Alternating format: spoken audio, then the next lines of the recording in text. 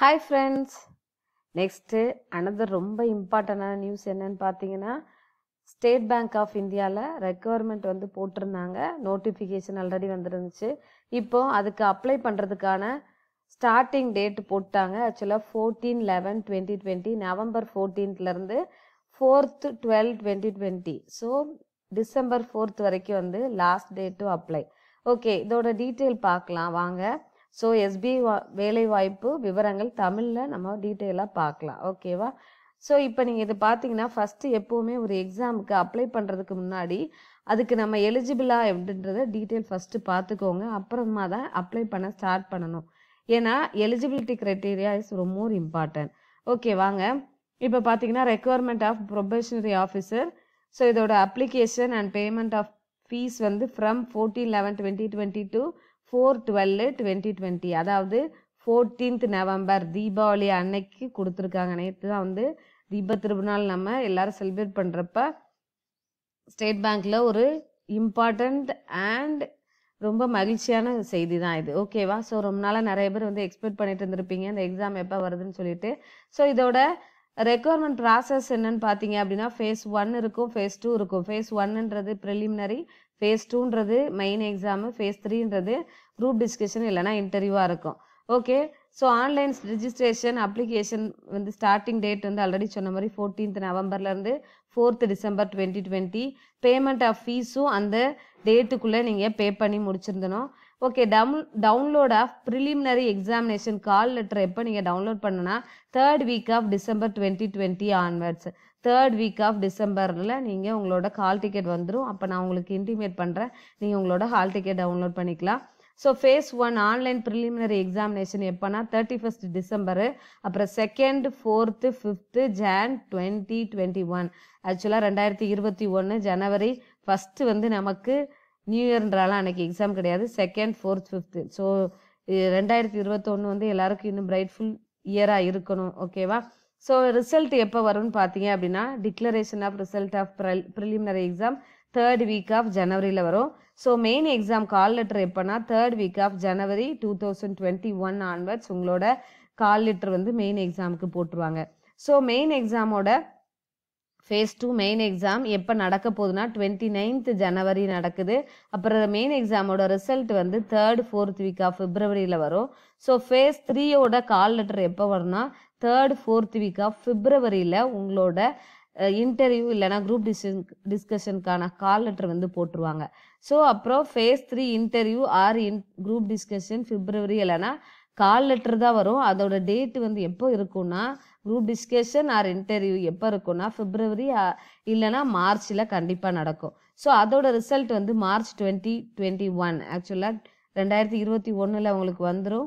அதுக்கப்புறம் பார்த்தீங்க அப்படின்னா என்ன போட்டிருக்காங்கன்னா ப்ரீ எக்ஸாமினேஷன் ட்ரைனிங் வந்து கொடுக்குறாங்க.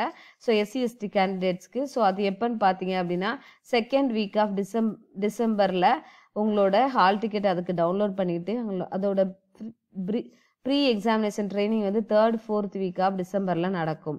ஓகே, இதோட இப்போ வந்து நம்மனா எப்போ ஸ்டார்ட் ஆகுது என்னென்ன டீட்டெயில் பார்த்துட்டோம். ஓகே, இதோட வேகன்சி பார்த்தீங்க அப்படின்னா ஓவரால் வேகன்சி வந்து 2000 போட்டிருக்காங்க. ஸோ இதில் கம்யூனிட்டி வைஸ் வந்து போட்டிருக்காங்க. நீங்கள் எப்போவுமே நம்ம இந்த கம்யூனிட்டிக்கு இவ்வளோ அப்படின்றத பார்க்காதீங்க. நமக்கு ஒரு போஸ்ட் அதுக்காக எய்ம் பண்ணி பாருங்க. ஓகேவா? ஸோ நல்ல மார்க்ஸ் ஸ்கோர் பண்ணும், அதில் நம்ம போகணும் அப்படின்னு சொல்லிட்டு எய்ம் பண்ணிக்கோங்க. ஸோ அதே மாதிரி ஏஜ் லிமிட்டேஷன் எப்படின்னு பார்த்தீங்க அப்படின்னா 21 years இருக்கணும். நாட் above 30 yearsக்கு மேலே above 30 yearsக்கு மேலே இருக்கக்கூடாது. ஓகேவா?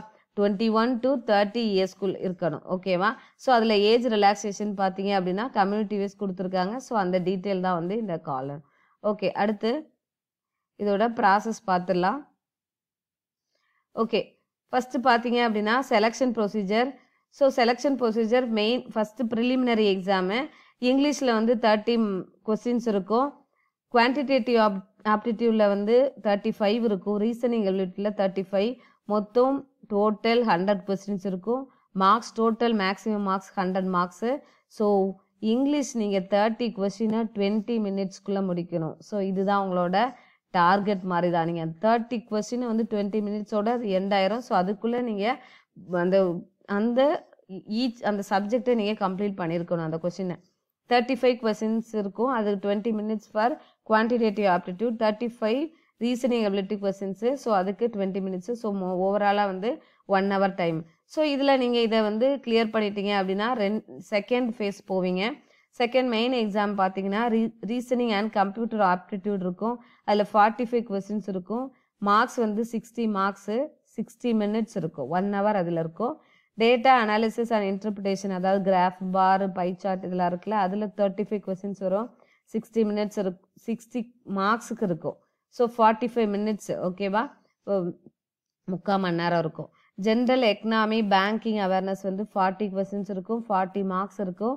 35 minutesக்குள்ளே நீங்கள் கம்ப்ளீட் பண்ணணும். ஓகேவா? ஸோ அது வந்து மேக்ஸ் இல்லைன்றனால தியரி பேஸ்ட் கொஸ்டின்ஸ்னால உங்களுக்கு மார்க்ஸும் வந்து 40 மார்க்ஸு, மினிட்ஸும் கம்மியாக தான் இருக்கும். இங்கிலீஷ் லாங்குவேஜுக்கும் அதே மாதிரி 35 கொஸ்டின்ஸு, 40 minutes. ஸோ ஓவரால் வந்து பார்த்தீங்கன்னா 155 கொஸ்டின்ஸ் இருக்கும். 200 மார்க்ஸ் இருக்கும். 3 ஹவர்ஸ்க்குள்ளே நீங்கள் முடிக்கணும். ஓகேவா? அடுத்து பார்த்தீங்க அப்படின்னா அதுக்கப்புறம் நீங்கள் மெயின் எக்ஸாம் எழுதி முடித்தோடனே டிஸ்கிரிப்டிவ் டெஸ்ட் இருக்கும். ஸோ இந்த டூரேஷன் ஆஃப் டிஸ்கிரிப்டிவ் டெஸ்ட் எவ்வளோன்னு பார்த்தீங்கன்னா 30 minutes. It will be a test of English லாங்குவேஜை டெஸ்ட் பண்ணுறதுக்காக லெட்டர் ரைட்டிங் இருக்கும், எஸ்ஏ இருக்கும், வித் 2 questions ஃபார் 50 மார்க்ஸுக்கு இருக்கும். ஓகேவா? ஸோ இதை நீங்கள் முடித்து இந்த மெயின் எக்ஸாம் ஓவராலாக நீங்கள் முடித்ததுக்கு அப்புறம் தான் உங்களோட மார்க்ஸ் நீங்கள் செலக்ட் ஆனீங்க அப்படின்னா தேர்ட் ஃபேஸ்க்கு வந்து போவீங்க. ஓகேவா? ஸோ இதுதான் வந்து overall procedure of conducting the exam. So இது வந்து நிறைய பேரோட கனவாக இருக்கும் எஸ்பிஐயில் போகணும் அப்படின்றது. ஸோ நிறைய எல்லாருமே அப்ளை பண்ணலாம். டிகிரி முடித்தவங்க எல்லாருமே நீங்கள் இதை அப்ளை பண்ணலாம். ஸோ இதை பார்த்துக்கோங்க. ஸோ டீட்டெயிலாக இன்னும் நெக்ஸ்ட் வீடியோவில் இதுக்கு என்னென்னா நீங்கள் ப்ரிப்பேர் பண்ணணும் அப்படின்ற டீட்டெயிலாக நான் போடுறேன். அதுக்கப்புறம் பார்த்தீங்க அப்படின்னா ப்ரீ எக்ஸாமினேஷன் ட்ரைனிங் வந்து யார் யாருக்கெல்லாம் போட்டிருக்காங்க, ஸோ அதில் யார் யாரெல்லாம் போகலாம், அவங்களுக்கான சர்டன் லிமிட்டேஷன்ஸ் கொடுத்துருக்காங்க. ஓகேவா? ஸோ இந்த ப்ரீ எக்ஸாமினேஷன் ட்ரைனிங் இதை இருக்குது பாருங்கள். SC religious minority community candidate. So யாரெல்லாம் இதில் நீங்கள் வருவீங்களோ ஸோ நீங்கள் அப்ளை பண்ணி இந்த ட்ரைனிங் அட்டன் பண்ணுங்கள். அதுக்கப்புறம் இந்த 10th வந்து நம்பர் ஆஃப் சான்சஸ்ன்னு கொடுத்துருக்காங்க பாருங்கள். இது இப்போது புதுசாக ஆட் பண்ணியிருக்காங்க நோட்டிஃபிகேஷனில். ஸோ ஜென்ரல் இடபிள்யூஎஸ் கேண்டிடேட்ஸாக இருந்தீங்கன்னா 4 chances தான் நீங்கள் இதில் அட்டன் பண்ண முடியும். அதுக்குள்ளே நீங்கள் கிளியர் பண்ணாதான் உண்டு. இல்லை அப்படின்னா நீங்கள் அதுக்கப்புறம் 4 times அப்புறம் உங்களோட சான்ஸ் வந்து இருக்காது, நீங்கள் அப்ளை பண்ண முடியாது. ஸோ ஜென்ரல் இடபிள்யூஎஸில் பிடபிள்யூடி கேண்டிடேட்ஸ்னால் 7 years இருக்கணும். ஸோ ஓபிசினா 7 years வந்து 7 chances, நாட் ஃபார் 7 years. ஓகேவா? இது நம்பர் ஆஃப் சான்சஸ் கொடுத்துருக்காங்க. 4 chances இருக்கணும். ஸோ அடுத்து 7 ஓபிசினா 7 chances, 7 time நீங்கள் அட்டன் பண்ணலாம். ஓபிசிலே பிடபிள்யூடி வந்து இருக்கீங்களா அவங்க வந்து இந்த 7 chances வந்து, மற்ற கம்யூனிட்டி வந்து எஸ்சிஎஸ்டி பிடபிள்யூடி எஸ்சிஎஸ்டிக்கு வந்து பிடபிள்யூடிக்கு வந்து நோ ரெஸ்ட்ரிக்ஷன்ஸ். ஓகேவா? ஸோ இது பார்த்துக்கோங்க. அதுக்கேற்ற மாதிரி நீங்கள் ப்ரிப்பேர் பண்ணுங்கள். ஸோ இந்த நம்ம லாஸ்ட் இன்னும் 4th December நெக்ஸ்ட் மந்த் வரைக்கும் இருக்குது. அதனால நம்ம வந்து அப்புறமா வந்து அப்ளை பண்ணிக்கலாம் அப்படின்னு நினைக்காதீங்க. இப்போவே நீங்கள் அப்ளை பண்ண ஸ்டார்ட் பண்ணிடுங்க. ஏன்னா கொஞ்சம் லேட்டாக நீங்கள் அந்த லாஸ்ட் டேட்டுக்கு பிஃபோராக அப்ளை பண்ணும்போது என்ன ஆகுனா சர்வர் வந்து பிஸியாக இருக்கும். ஸோ அதனால் இப்போவே ஸ்டார்ட் பண்ணுங்கள். அதுக்கு ப்ரிப்பரேஷனை ஸ்டார்ட் பண்ணிடுங்க. ஏன்னா 1 month இப்போ வந்து இன்றைக்கி டேட் வந்து 15. ஸோ இன்னும் நெக்ஸ்ட்டு டிசம்பரில் இருக்குது. 1.5 month கிட்ட தான் இருக்குது. நீங்கள் அதுக்குள்ளே நீங்கள் ப்ரிப்பேர் பண்ணும். All the best. Thank you all. By.